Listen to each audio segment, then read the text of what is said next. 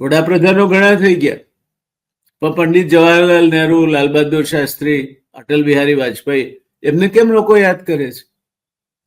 ગમે તે ક્ષેત્રના તમે આગેવાન બનો, તમે એવા આગેવાન બનો કે લોકો યાદ કરે તમને.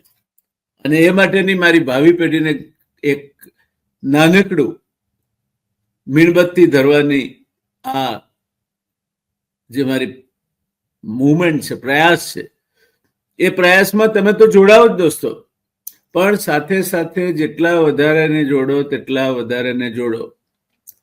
દાખલા તરીકે આજે આપણે વાત કરવી છે શ્રીમાન ગુલઝારીલાલ નંદા વિશે.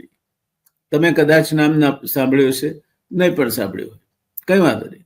નામ ગુલઝારીલાલ નંદા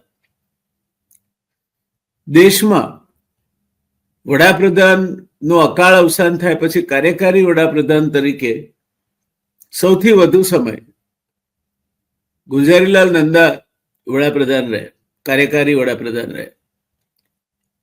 એમણે ધાર્યું હોત તો એ શક્ય હતું કે વડાપ્રધાન પણ બની શક્યા હોત, પણ એમણે પોતે સામે ચાલીને લાલ બહાદુર શાસ્ત્રીને આગળ કર્યા કે નહીં, લાલ બહાદુરને બનાવો. દેશના સૌથી વધારેમાં વધારે વડાપ્રધાન સાથે ગૃહમંત્રી તરીકે કામ કરવાનું જો માન કોઈને મળતું હોય તો એ વ્યક્તિ ગુલઝારીલાલ નંદા.